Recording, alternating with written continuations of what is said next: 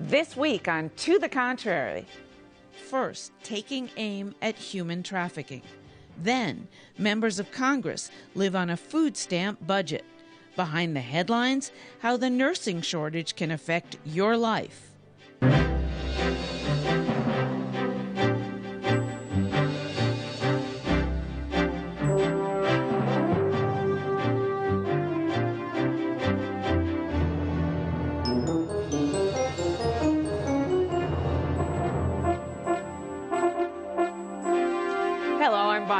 Welcome to the Contrary, a discussion of news and social trends from diverse perspectives. Up first, human trafficking. It may be hard to believe, but slavery is still an issue in the 21st century, both here and abroad, and there's new pressure to get that message out. Human trafficking globally is estimated to be a $32 billion a year industry, exploiting some 27 million women, children, and men at any given time for sexual slavery and forced labor. That, according to an annual State Department report released this week. Government officials say foreign and domestic policies can help end this heinous practice. The State Department also downgraded China and Russia to the lowest rankings in this report due to their ineffective anti-trafficking efforts. That ranking could lead to sanctions. Here at home, federal agents broke up a forced labor trafficking ring in New York and Virginia this week, and the Department of Homeland Security recently relaunched its Blue campaign, which combats trafficking. We have increased arrests, prosecutions, we work a lot with the victims, actually, by manyfold. So that's an important part of what we do. Education is an important part of what we do. And then working with others to be on the alert for the signs of human trafficking. Napolitano says efforts to fight trafficking take place at home and abroad. It's international, it's domestic. There's no community that's immune from human trafficking. We will have more of that interview with Secretary Napolitano and other champions against human trafficking in a few weeks. So, Sam Bennett, what can the U.S. do to stop trafficking at home and abroad? Well, it's the modern-day slavery, and look what it took for our nation to end African-American slavery. We have to be just as determined, just as comprehensive, and tackle this on every single level that we possibly can. Well, I hope we don't have to fight a war over it, but this is definitely something that I think is the underbelly of the crime world. It's despicable.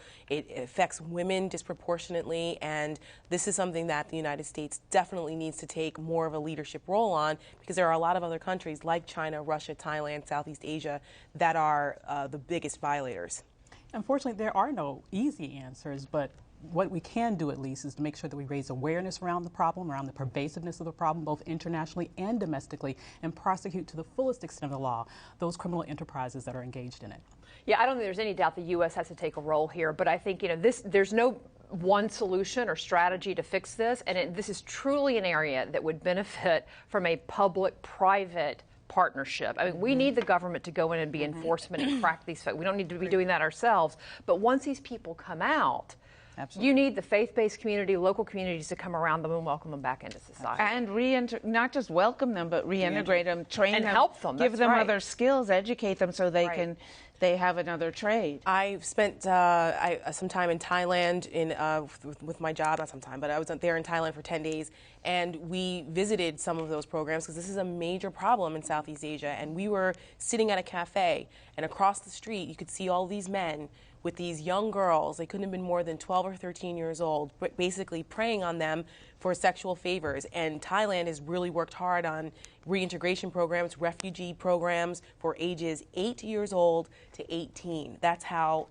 teaching them skills, how to basket weaving, whatever, but things that they need to do to reintegrate them, because it's such a large problem. They have to have these refugee camps for children as young as 8 years old that are involved in it. But I want to know, what is going on?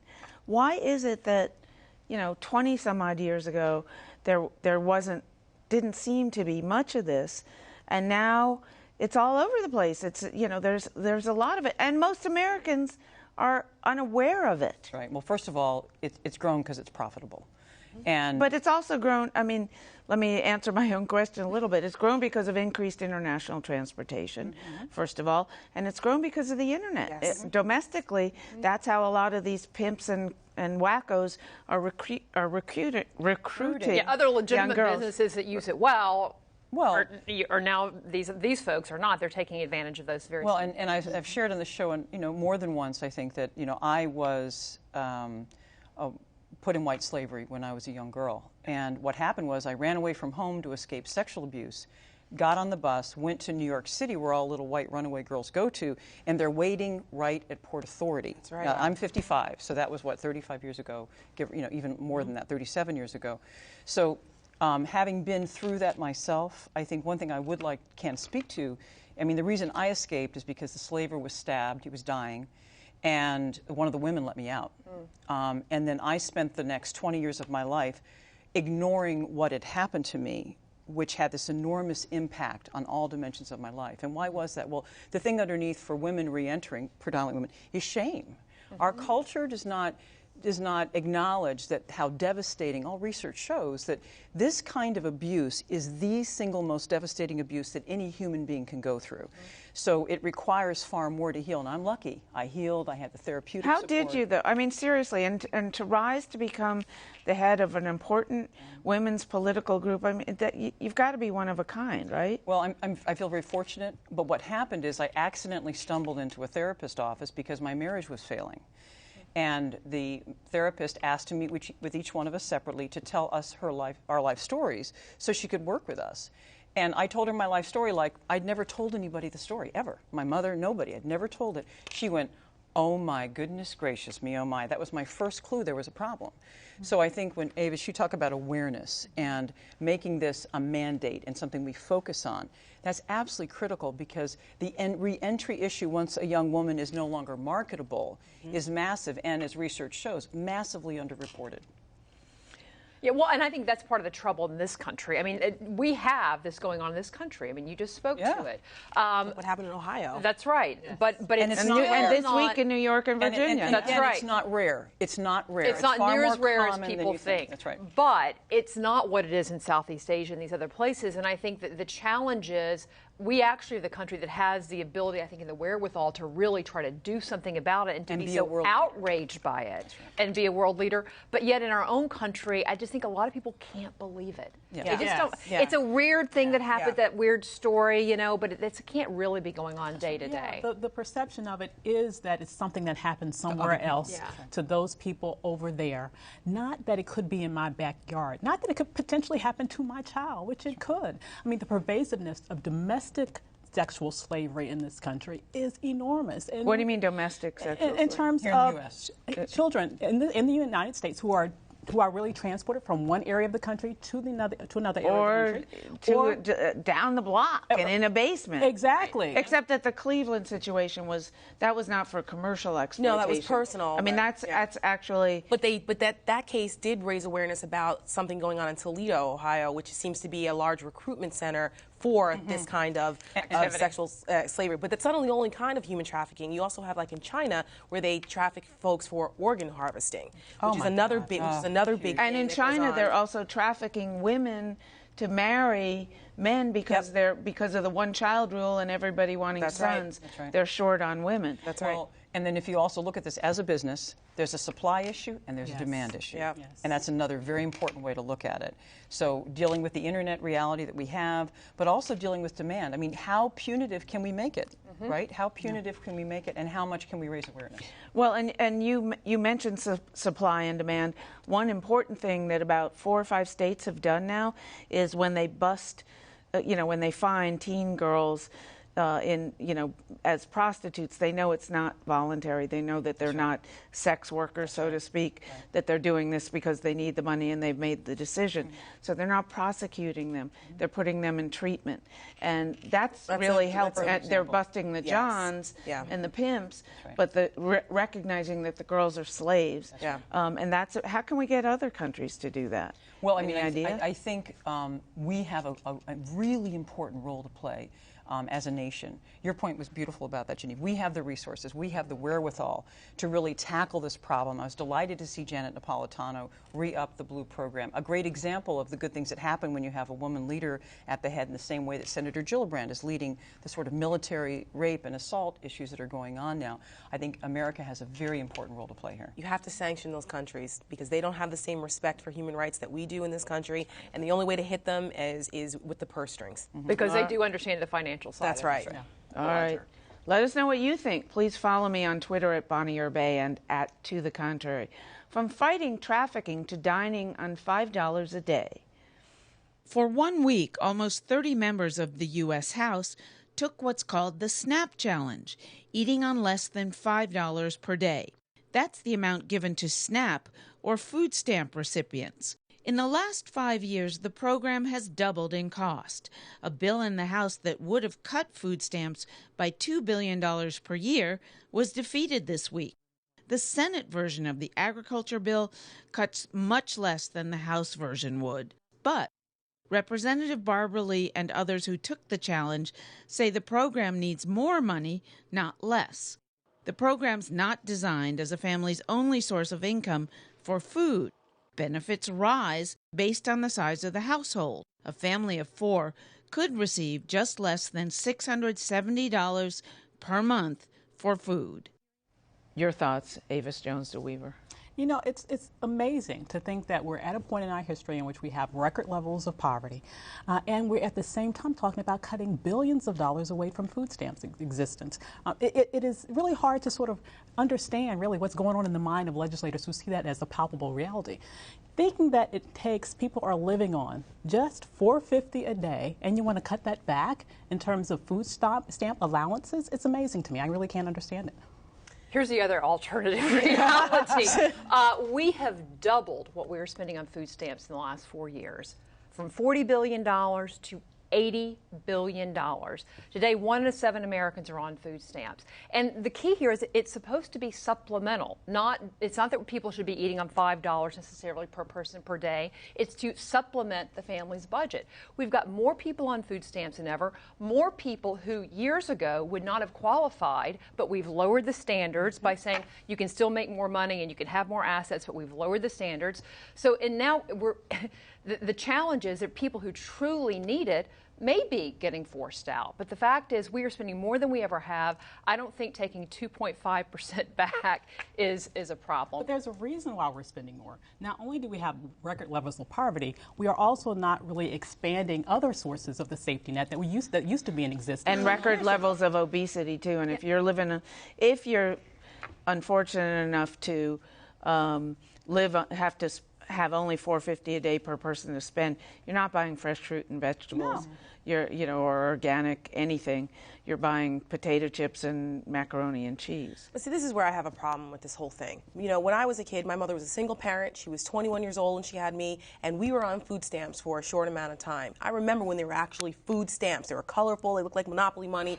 But you know, nowadays it's all about, oh, it's shameful. We don't want people to, feel embarrassed. No, they can't be drug tested. Oh, it's become almost like it's an accepted, okay way of life that becomes possibly a permanent way of life. And there's no incentive to get off your behind, get a job, and get off public assistance. Now, we have dropped wait a minute, welfare hold on. rolls have dropped by half. Yeah, so that's to say true. that hasn't happened, ignore that reality. And that's changing because of wait a minute. Let her finish and then you. Why are we lowering eligibility standards so that able-bodied people don't have to and have 99 weeks of unemployment? Then we lower the standards and we have able-bodied people who live off of the system where people who can't work actually do need them. No, we expand the program. I'll give you an example. $91,000 is the median income in Morris County, New Jersey.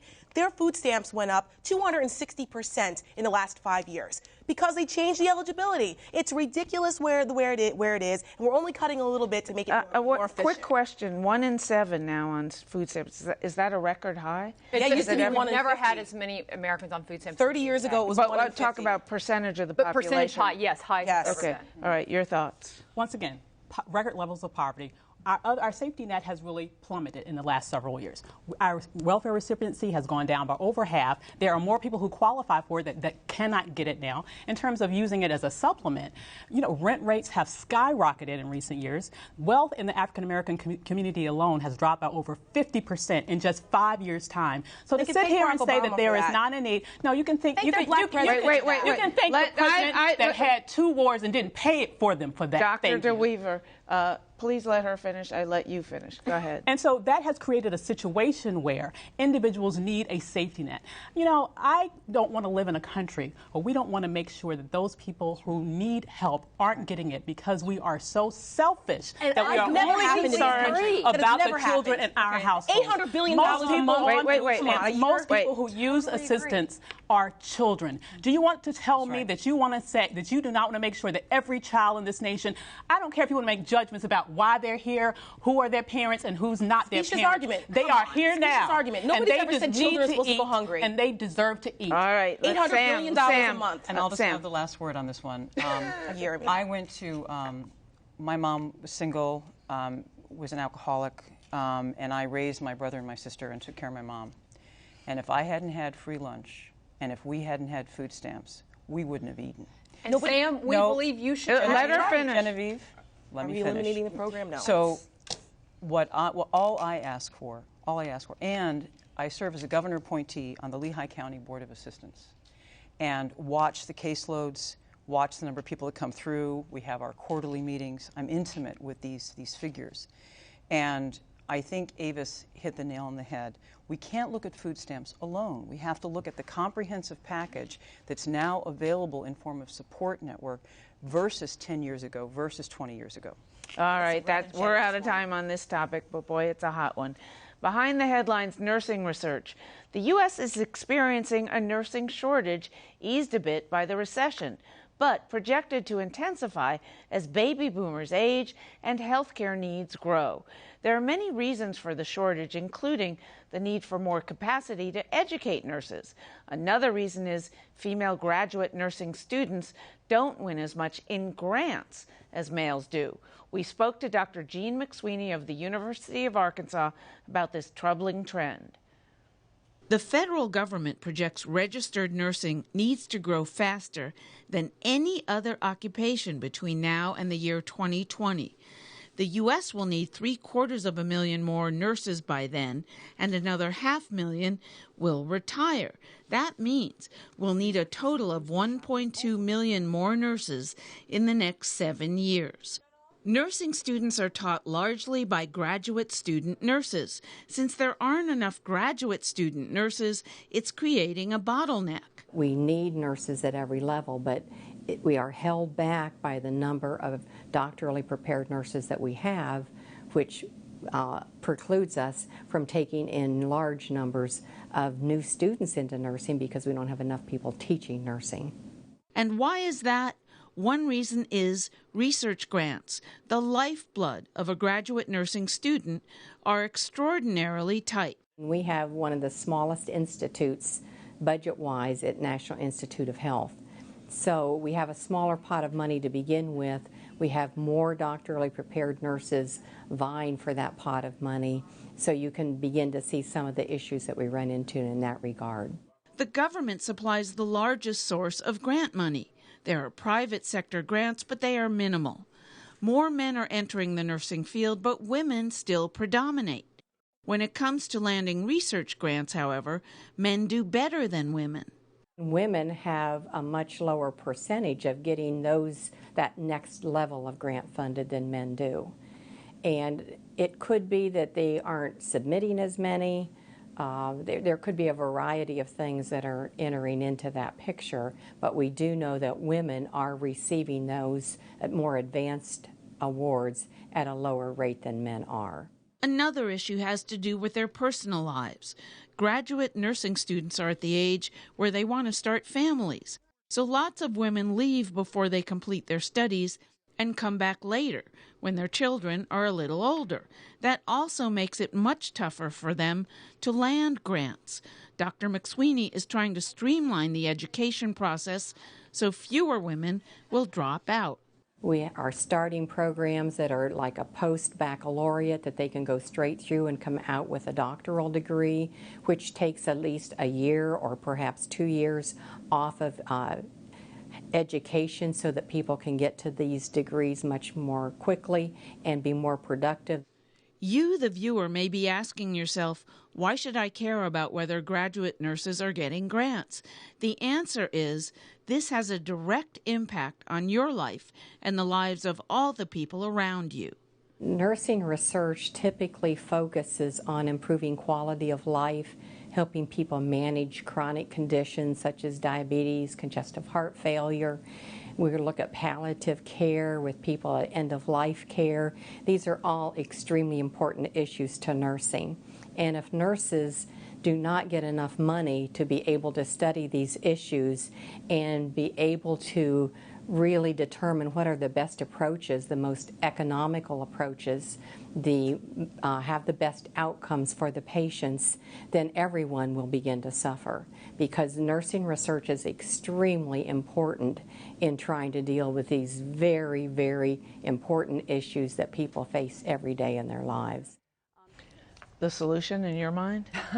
Well, I mean, it is an issue. But I mean, as this population in this country in particular continues to age, nursing is going to play a huge role, because a lot of times it's not just you need medical attention from a doctor, it's day-to-day nursing needs. So one, it would be a great profession to go into for people who are looking for a secure job. Well, and that's why more men are going in, quite frankly, because salaries are, the salaries are going up. That's right. It is, because there's a great demand for it. But let's be honest, it's only 6%. I mean, one of the problems here, I'm sorry, right, it's a perfect example. But years ago it was 0. I know, but still, let's just be honest, 6%. I mean, this is a classic example of how the occupations that women traditionally hold or have held. Because remember, it used to be teaching and nursing was all you could do. Mm-hmm. So those occupations that have been largely women are precisely the ones that are undervalued, underpaid, under-resourced, and now we're all suffering the consequences of it. This is sexism beginning and end, really. Well, I don't know. I mean, I've had friends in nursing, and it was quite lucrative. And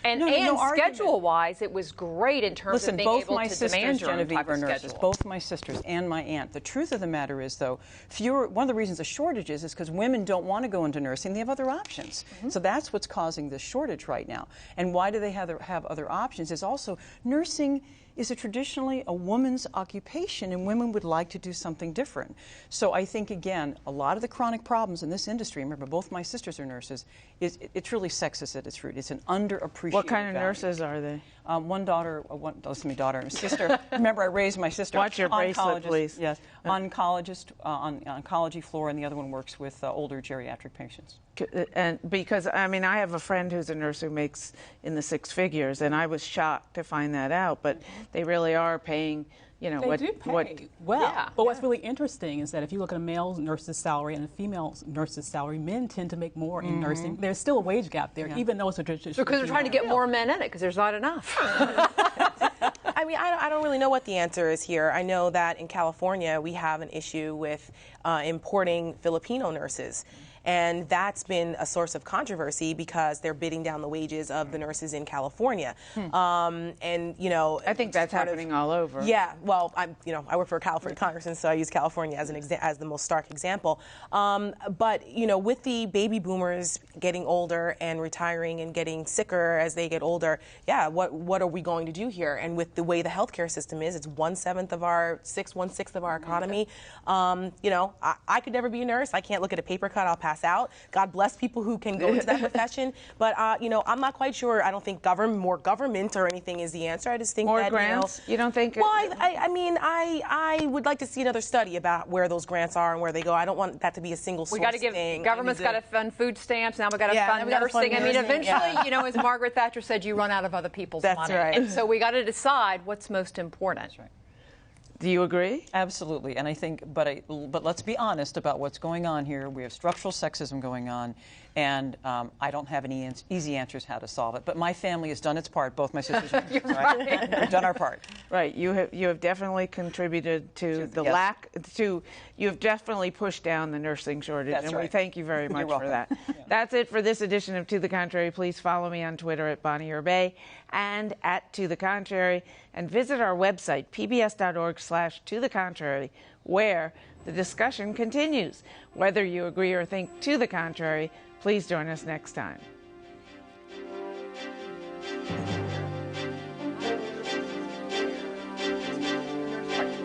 Nurse tech. Really well. Nurse tech, that was difficult. My cousin's a nurse practitioner. Yeah, and I just practiced. But also the other thing that's happening, you know, when I have to leave the shortage, a lot of my best friend from childhood came up with and they make more than nurses, doctors, so I had to.